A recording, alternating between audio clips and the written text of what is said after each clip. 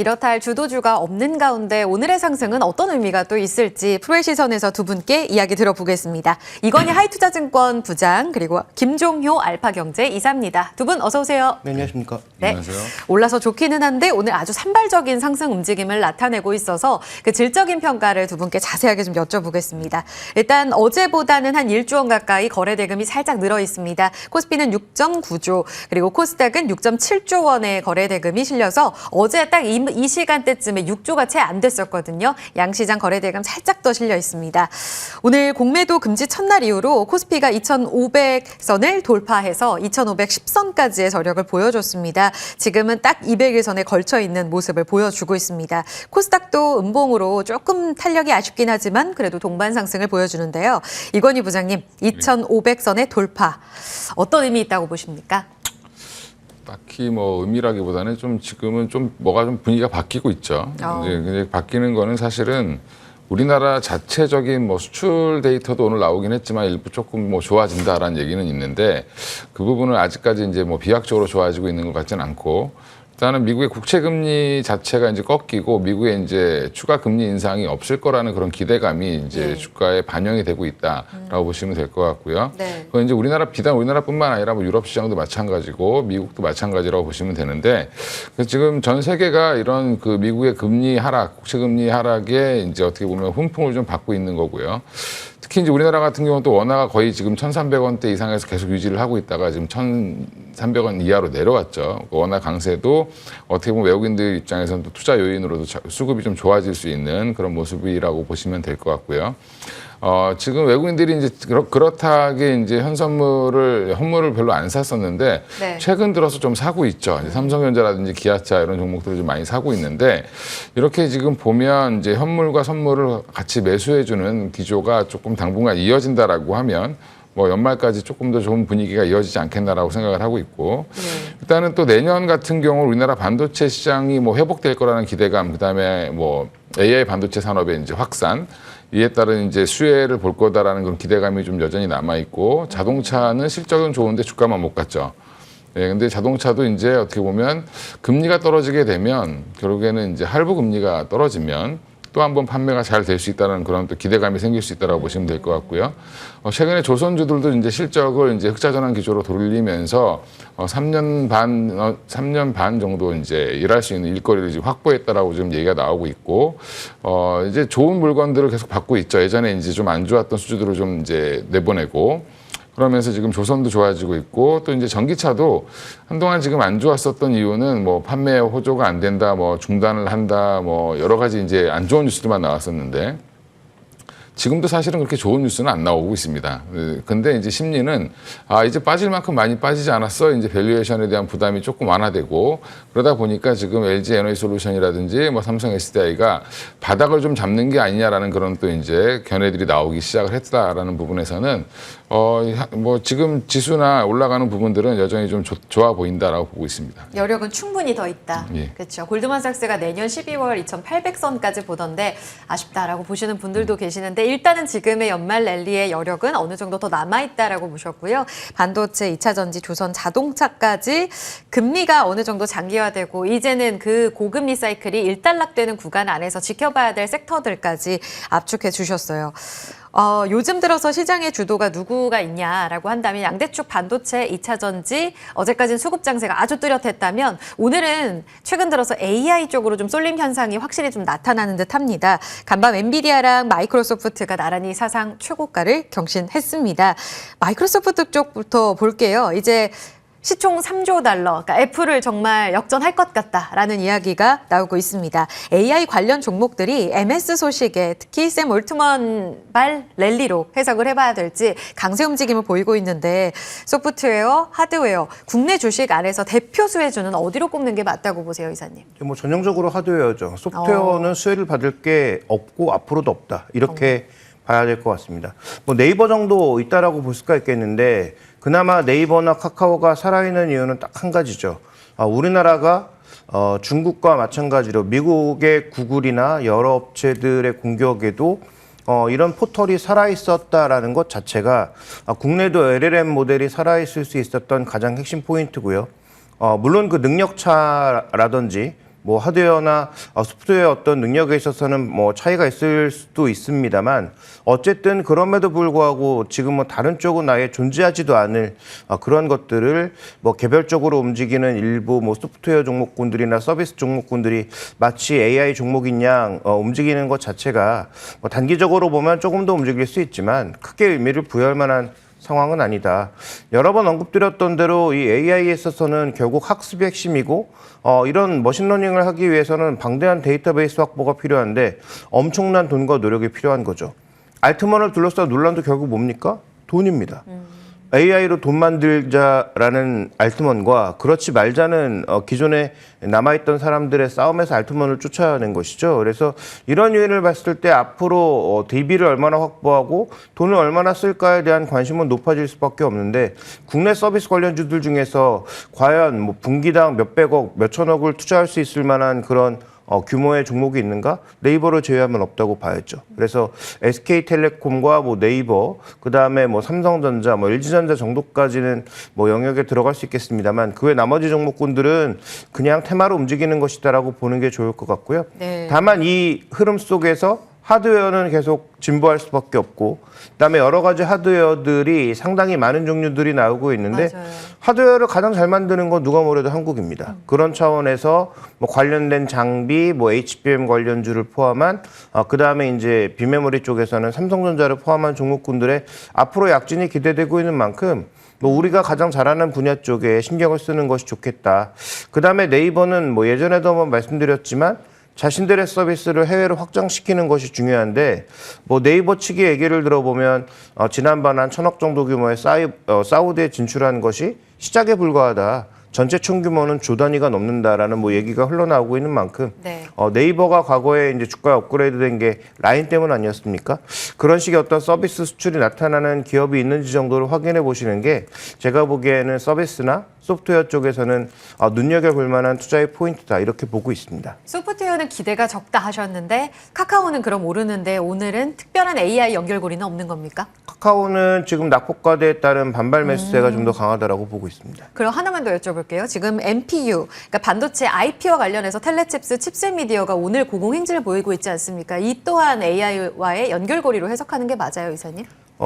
그냥 뭐 테마주 정도로서 보셔야 될 것 같고요. 텔레칩스의 기술력이 지금 뭐 MP3를 넘어서서 일종의 뭐 몇 개 기기 정도를 만들 수 있는 정도의 수준이지 뭐 앞단에서 최첨단 그 기기를 만들 수 있을 정도의 기술력도 아니고 설계 능력도 없습니다. 그래서 그런 차원에서 접근해 봤을 때 지금 이들 종목이 뭐 전체적으로 AI로 움직인다라고 포장하고 있는 것이죠. 알겠습니다. 큰 의미 없다. 그러면 엔비디아 쪽 조명해 볼게요. 앞서 브리핑에서도 들었지만 엔비디아가 오늘 밤, 그러니까 새벽에 실적을 내놓습니다. 이전에 엔비디아의 호실적과 가이던스의 이 자신감 때문에 반도체 종목들이 다시 한번 레벨업을 보이지 않았습니까? 이번에 역시 삼성전자가 73,400원, 오늘 아슬아슬하게 직고점은 못 넘었거든요. 이것을 뚫어내는 데 있어서 엔비디아의 실적이 과연 큰 역할을 해줄 것인가? 어떻게 보세요, 이건희 부장님? 뭐 엔비디아를 굳이 걱정하실 필요는 없을 것 같고요. 그럼 기대에 부합할 거라고 보세요? 기대에 부합하게 나올 거고 사실은 이제 엔비디아는 공장을 갖고 있지는 않죠. 그러면 사실 이제 다 찍어내주는 데는 따로 있습니다. TSMC 같은 데서 이제 만들어줘야 되는데 이제 만들 수 있는 물량은 지금 제한되어 있고 그 다음에 지금 생산량이 늘어나면 늘어나는 대로 지금 다 팔리고 있는 중이기 때문에 뭐 보면 뭐 중국에서 판매되는 그러니까 판매 못하는 부분을 뭐 걱정하고 이렇게 하시는 분들도 있는데 걱정하실 필요 없다 뭐 이렇게 본인을 걱정하셔야죠. 예, 엔비디아 그냥 가만히 놔둬도 지금은 잘 팔릴 수밖에 없는 상황이다라고 생각하시면 되고요. 자체적으로 실적이 고꾸라질 일은 중국 때문에 특히 더더욱 없다. 그렇죠. 당분간 뭐 경쟁자가 등장한다고 하고 뭐 여러 이제 마이크로소프트도 AI 칩을 만든다고 하고 애플도 하고 AMD 뭐 테슬라도 한다고 하고 다 하고 있죠. 근데 결국에는 이게 이제 엔비디아의 지금 독주 체제는 당분간 한 1년 이상은 유지될 걸로 보시면 맞는 것 같고요. 나머지는 쫓아가는 과정이다라고 보시면 될 것 같습니다. 그래서 우리 입장은 엔비디아가 누군가가 쫓아오면 쫓아와도 저희 입장에서는 다 좋다라고 보시면 될 것 같고요. 시장이 커지는 거니까. 그러니까 엔비디아 말고 우리나라도 다른 회사에다 납품을 하면 되는 거니까 결국 HBM 수요는 같이 늘어날 수밖에 없다라고 보시면 될 것 같고요. 일단은 지금 수요 대비 공급이 여전히 부족한 상황에서 지금 이 엔비디아의 실적을 뭐 어쩌고저쩌고 얘기하시는 건 의미가 없는 것 같고요. 앞으로도 당분간은 조금 쇼티지 이어질 것 같고, 삼성전자, 하이닉스, SK 하이닉스가 얼마 전에 그런 얘기를 했죠. 내년에 만들 물량 이미 다 팔렸다. 그 말은 무슨 말이냐, 만들기 전에 이미 다 엔비디아가 사가기로 되어 있다는 거죠. 그러니까 그만큼 이제 이쪽은 만들어내는, 얼마나 빨리 만들어내고 얼마나 질을 높이느냐, 빨리 이제 이 업그레이드를 빨리빨리 해주냐가 중요한 것 같고요. 네. 엔비디아도 이제 H200 시리즈를 이제 내놓을 걸로 예상을 하고 있기 때문에 이제 네. 거기에 이제 우리도 HBM 4세대가 들어가죠. 이제 5세대가 들어가죠. 그렇게 되면 뭐 또 다른 이제 성장 모멘텀은 계속 가져간다라고 보시면 될 것 같고, 삼성전자, 하이닉스 갖고 계신 분들은 여전히 좀 즐기셔도 괜찮을 것 같습니다. 그러면 엔비디아 실적 발표 전에 지금 직고점 부근인 삼성전자를 사는 것도 찬성하세요? 뭐 지금 사셔도 뭐 어차피 이제 삼성전자의 주가의 흐름을 보면 사실은 네. 한 번씩 점프할 때 네. 실적이 굉장히 바닥을 찍고 나서 돌아설 네. 때 가장 주가가 빨리 움직이고 오히려 실적이 아주 높아지면 그때부터 좀 빠집니다, 사실은. 그래서 약간 계단식 상승을 주로 하는 모습을 보이고 있기 때문에 네네. 삼성전자 지금 갖고 계신 분들은 되게 답답해 하실 수 있지만 저는 뭐 내년 정도면 충분히 한번 도약할 기회가 되지 않겠나 생각하고 있습니다. 알겠습니다. 개별적으로 오늘 산발적인 종목들의 흐름들이 아마 눈에 띄셨을 거예요. 오늘은 이렇다 할 주도주가 확실히 없었거든요. MPU 앞서 질문 드렸고요. 또 카카오그룹주, 일부 바이오, 정치 테마 들썩였습니다. 교육 테마주들도 막판에 좀 움직였고요. 특히 정치 테마주, 이 안에서 총선을 앞두고 매번 돌아오는, 어찌 보면은 계절적인 하나의 기회라고 보시는 분들도 분명히 계시더라고요. 이 측면에서 이건희 부장님, 이 기회는 잡는 게 맞습니까? 요동치는 이런 종목들 어떻게 봐야 돼요? 그게 처음에 하시면 되는데 중간에 들어가시면 항상 조금 좀 위험하죠.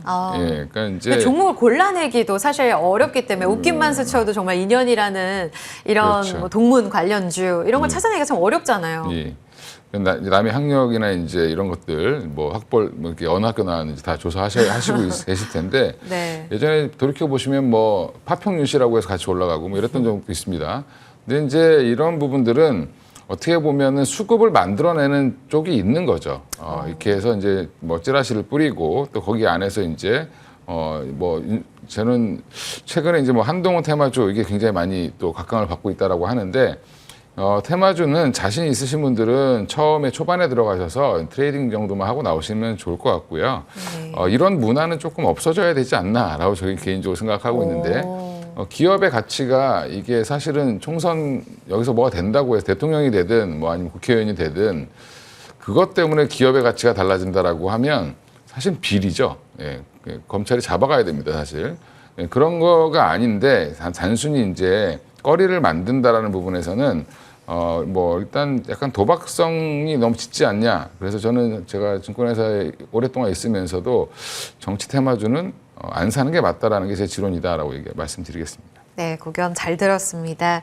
판단은 또 시청자분들께서 해주시겠죠. 특징주 하나 더 보겠습니다. 에코프로 머티리얼즈, 어제 이 시간대도 여쭤봤거든요. 오늘 상한가로 마감할 것 같네요. 지금 시세 96,500원, 가격 제한폭까지 올라 있습니다. 이틀 연속 상한가입니다. 수급 장세에 또 하나의 예시가 생기는 것 같아요. 김종효 이사님, 에코프로 머티리얼즈 어떻게 보세요? 네, 뭐 이게 지금 수급으로 가고 있는 것이기 때문에 고점은 뭐 아무도 예단할 수 없다.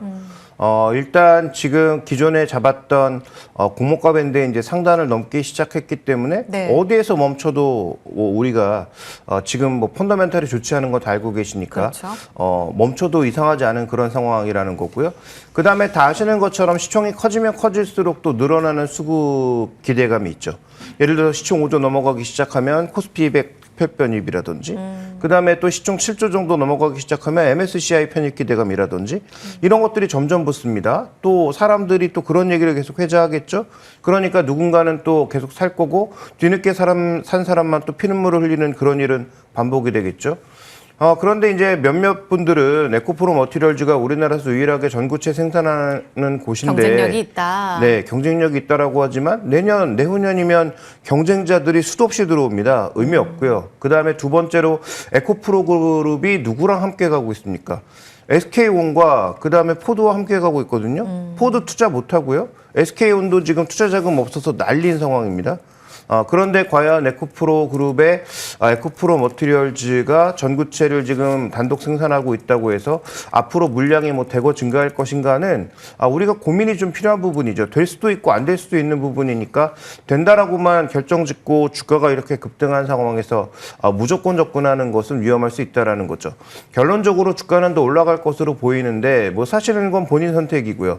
중요한 것은 변동이 나왔을 때 내가 어떻게 대응할 거냐의 정도의 그런 계획이 없으신 분들은 안 사시는 게 맞고요. 지금 가격에서 또 매수를 고민하고 계신 분들은 어떻게 내가 상황마다 빠져나올 것인지에 대한 명확한 그림을 그리고 들어가시는 것이 좋겠다라고 판단하고 있고 아마 한 달이 지나면서부터 잠겨있던 물량들이 조금 나올 수가 있습니다. 그 이전에는 유통 물량 자체가 워낙 작거든요. 그러니까 주가가 비교적 탄력적으로 움직인다라고 봐야 되는데 제가 알고 있기로는 초반 유통 물량이 20%가 안 되는 걸로 알고 있는데요. 네. 그러니까 주가 이렇게 강했던 건데 한 달이 지나기 시작하면서는 일정 부분 물량이 나올 수 있습니다. 그래서 그 물량이 나올 때 그 물량을 받는 시장의 매수세가 얼마나 강한지도 한 번 정도는 확인해 보실 필요가 있겠습니다. 수급적으로 대응 여력을 말씀해 주셨습니다. 완전히 2차 전지 쪽으로는 이 종목 하나로는 투심이 돌아서고 있다 이렇게 보기는 어려운 거죠?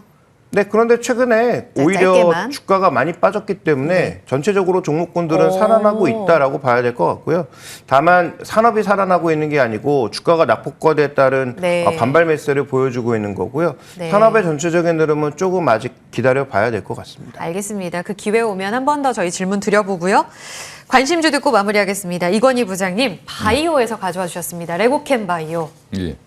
오늘 뭐 삼천당 제약도 좋은 소식을 전했는데 인트론 바이오, 삼천당 제약. 예. 그래서 뭐 이제 여러 좋은 소식들이 나오는 회사들 보면 이미 이제 다 알려졌던 내용들이 이제 뭐 된다 안 된다 뭐 설왕설래가 있다가 좀 결국엔 됐는데 이제 보면 이제 규모 이런 것 부분에서 실망할 수도 있습니다. 근데 레고캠 바이오를 제가 갖고 나온 이유는 뭐냐면 이 회사는 사실 뭐 대형 계약건이 나오긴 좀 어렵고요. 사실 이제 잘잘하게 나올 수 있는데 그게 보통 근데 한 건당 한 1,000억에서 한 1,300억 정도 이렇게 나올 가능성이 높다라고 보고 있고요. 이제 ADC라고 해서 이제 의약품을 이제 그 타겟하는 이제 어떻게 보면 이제 항암제 이런 거 만들 때 보면 항체랑 그다음에 전달 물질 그걸 또 이어주는 링커 이런 게 필요한데 링커 기술이 아주 뛰어난 회사입니다. 레고캠 바이오는 보통 이제 이 링커라든지 뒤쪽에 단에 있는 이제 약을 전달하는 물질은 주로 이제 이런 작은 바이오 회사들이 만들고 그다음에 항체는 주로 이제 빅파마들이 갖고 있거든요. 이제 이런 것들을 결합을 해서 하나의 약을 만들어야 되기 때문에 그때마다 이 파이프라인을 매도할 수 있다는 부분이 좀 장점이다라고 생각하시면 될 것 같습니다. 그래서 두세 건 정도의 기술 이전 가능성이 여전히 있다. 보고 대응하시면 될 것 같습니다. 쭉쭉 올라오고 있는데 상단을 어느 쪽까지 보세요? 일단은 지금 당장은 이제 저는 뭐 아주 높게까지 보지는 않고 있고요. 한 66,000원 정도까지 이제 보고 있고 손절가는 36,000원 잡으셔야 될 것 같습니다. 내년까지 보시는 거죠? 네, 내년 한 상반기까지 가야 될 것 같습니다. 알겠습니다. 이번 주에 상승 움직임으로 지난 4월에 직고점 뚫어냈습니다. 47,000원까지 오르는 저력을 보였는데요. 6만 원대까지 보시네요. 66,000원입니다. 김종효 이사의 종목도 볼게요. 원익QNC. 네, 뭐 저는 반도체 소재가 잘 될 거라고 생각하는데요. 증설을 하면 대박이고 증설을 하지 않고 감산을 다시 원래대로 되돌리는 상황에서도 소재는 무조건 된다. 장비는 안 될 수 있죠. 장비는 설비 투자가 추가적으로 안 나오면 장비는 안 될 수 있는데 소재는 일단 감산만 줄이는 과정에서도 실적이 다시 늘어날 수 있다라는 거죠. 두 번째로 모멘티브의 실적이 조금 둔화되면서 올해 3분기 실적은 적자로 돌아서는 양상이었는데요. 내년부터는 모멘티브도 다시 돌아설 개연성이 있고 더 중요한 건 내년 상반기에 모멘티브 상장 가능성이 있습니다. 여전히 지분 쥐고 있죠. 그래서 모멘티브 지금 상장 가격이 한 6조 정도 얘기 나오고 있는데 그러면 뭐 KCC하고 더불어서 모멘티의 지분을 나눠 갖고 있는 이 두 회사는 큰 수혜를 받을 수 있을 것으로 판단되고 있기 때문에 그 두 가지 관점에서 일단 뭐 긍정적으로 바라보고 있습니다. 단기 목표가는 3만 원 초반대, 3만 한 2천 원 정도, 3만 3천 원 정도를 바라보고 있고요. 자, 손절 가격은 뭐 최근 하단이라고 볼 수 있는 2만 원 초반대 정도를 우리가 좀 손절가로 짧게 잡아야 될 것 같습니다. 원익 QNC입니다. 모멘티브의 기업 가치를 포함해 봤을 때 이 이익률도 반영해서 좀 높게 가져갈 수 있다. 33,000원까지 보시네요. 지난 7월 고점은 뚫어낼 것으로 봅니다. 두 종목 기대하겠습니다. 두 분 보내드릴게요. 김종효 이사 그리고 이건희 부장이었습니다. 감사합니다.